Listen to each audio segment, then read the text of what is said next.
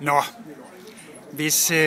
hvis Frank, han var en bog, hvad er det så for en bog, vi har med at gøre? Jeg ville jo mene, at det var sådan noget Jussi Adler-Olsen. En krimi, noget spænding og noget uhyggeligt. Hvorfor det? Jeg tror alligevel, Frank. Han kan godt lide det, noget, der er lidt fremmedartet. Spændende. Mm-hmm.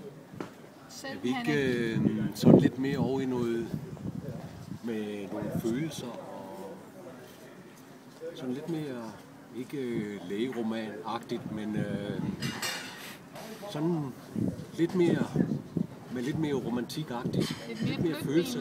Ja, mere end det der. Jeg tror sådan, når han har været på ferie, det har mest været krimier.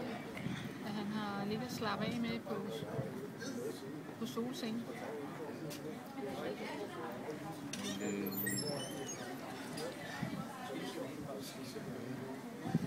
Så det er sådan en blanding af Borte med blæsten og sådan noget krimi, vi er ude i?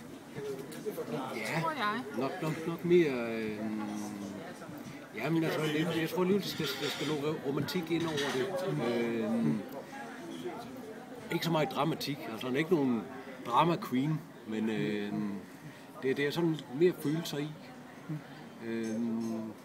Jeg tror, han er jo en blød mand. Han er ikke til de der hårde ting. Det kan godt være, at han skal have noget, hvor de får hinanden i enden. Og man lad det blive afslutningen med, at de får hinanden i enden.